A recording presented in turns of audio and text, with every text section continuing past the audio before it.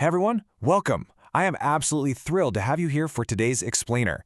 This one is especially for all of you real estate investors out there and prospective clients of Victor Zebulon Consult. Today we're diving into a genuinely brilliant concept from renowned business advisor Ram Charan, laid out in his book, The Attacker's Advantage. You know, in the real estate landscape, entire markets can literally be turned upside down overnight by new technologies or just changing consumer habits. The old school way of investing was all about defending your portfolio and relying on what's always worked in the past. But today? Well, today you need to leverage market uncertainty as a competitive weapon. You've got to be the attacker. So let's look at exactly how we can turn ambiguity into our greatest breakthrough opportunity. To really grasp this, we first have to look at the two very different kinds of uncertainty that businesses actually face. Ram Charan tells his great story about his family's shoe shop over in India. Every single year, the monsoon rains came. The farmers stayed home, and obviously, shoe sales dropped. Now, they didn't know exactly when the rain would start or exactly how heavy it would be, but they absolutely knew it was coming, right? So they just lowered their inventory. That right there is operational uncertainty. You can manage it. It's kind of like managing those predictable seasonal dips in your property rentals. But imagine if, instead of rain, a massive superstore suddenly started construction right next door to their tiny little shop. That is structural uncertainty. It's a sudden existential threat. It's a lot like remote work completely emptying out commercial office spaces over the last few years. If you don't see that structural shift coming, your portfolio takes a massive, massive hit. All right, let's dive into Section 1, Facing Structural Uncertainty, and why absolutely no giant is safe. So let's track the fall of a giant like Dell Computer. For 3 decades, Dell was just unstoppable. Their made-to-order model meant negative working capital, meaning they were literally generating cash hand over fist. But then they got hit with a double whammy. First, Lenovo stepped up and started squeezing Dell's margins with lower prices. Now that was a tough operational hit. But right around that exact same time, the iPad and smartphones launched. And that wasn't just a new product on the market, it was a lethal structural hit. The entire market fundamentally shifted away from desktop and laptop computers straight to mobile devices. Dell's core competency? Suddenly, it just didn't matter anymore. And, Nokia experienced a really similar, completely fatal blind spot. At the time, they had this enormous market share and incredible brand recognition, but they totally ignored the weak signals. They actually saw Apple's patent filings for a phone, but Nokia's leadership just rationalized it away.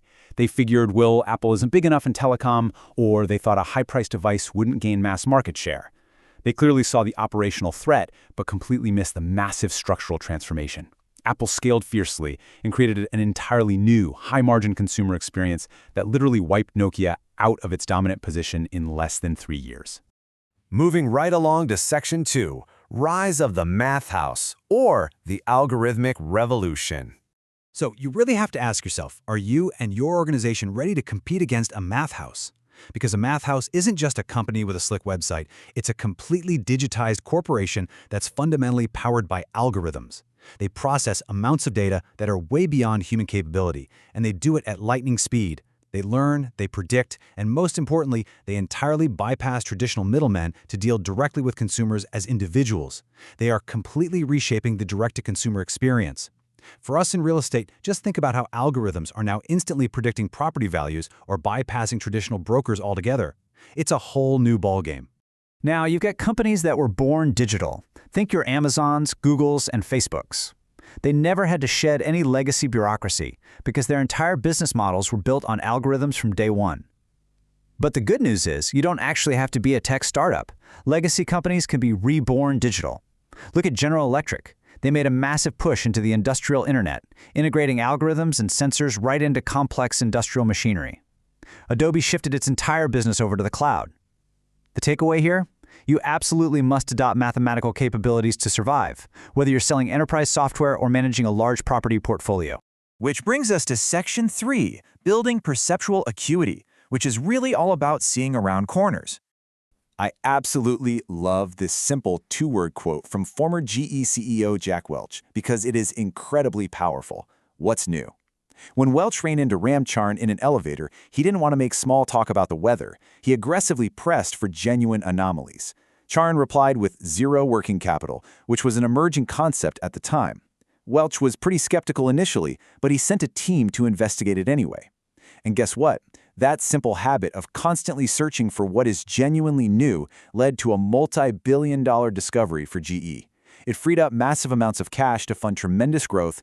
To develop that kind of perceptual acuity yourself, you as a leader have to start looking through the attacker's lens. You've got to develop this habit of stepping back from your business and looking at it from the outside in. Seriously, stop staring at your internal yield metrics for a second and look at the external landscape. You are actively scanning for contradictions, oddities, and anomalies. What's happening in completely different industries that challenges the familiar patterns you've always relied on? And while you're scanning the horizon, you need to be tracking the catalysts. Because structural change doesn't just happen on its own, right? Human beings drive it. Catalysts are those creative, totally unconstrained thinkers. They're the ones out there linking a demographic trend with a brand new technology, and today they are empowered by the internet to scale their ideas globally at terrifying speed. Finding these catalysts gives you the absolute earliest warning signals that a market or even a specific neighborhood's value is about to undergo a massive shift. Okay, Section 4, Steering the Agile Organization. This is where we move from perception straight into action. Because let's face it, just spotting the change isn't enough. To actually turn a massive legacy ship or pivot an entire investment firm, we have to break the organization's core rigid dualities. So, step 1 is instituting what's called the joint practice session. Step 2 is pinpointing critical decision nodes, and step 3 is relentlessly reallocating cash and people in real time. Let's unpack these a bit.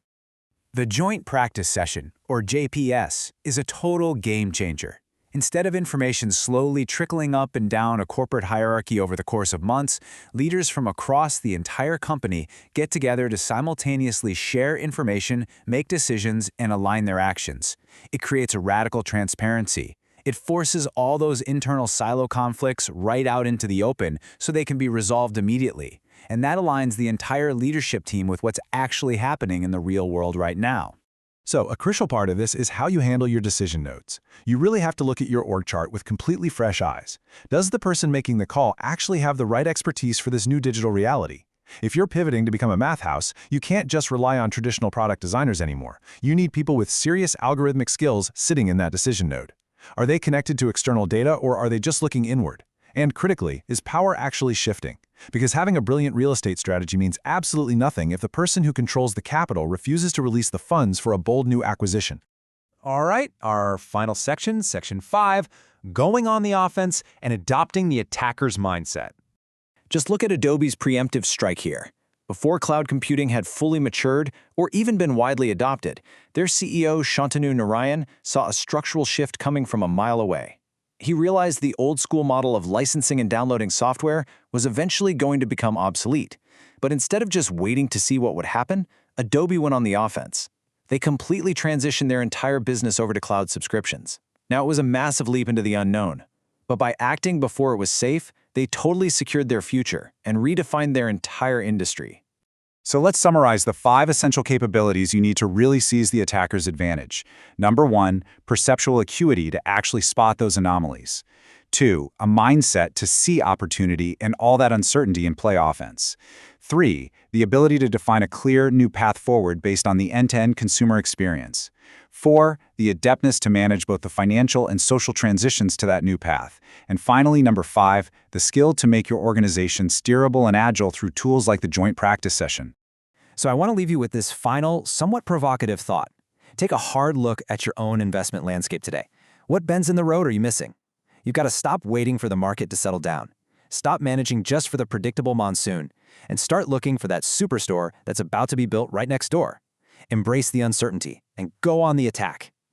Thanks so much for joining me for this explainer. And hey, if you are ready to seize the attacker's advantage in your real estate portfolio, check out Victor Zebulon Consult at victorzebulonconsult.com. The team there is ready to help you navigate the future. Catch you next time.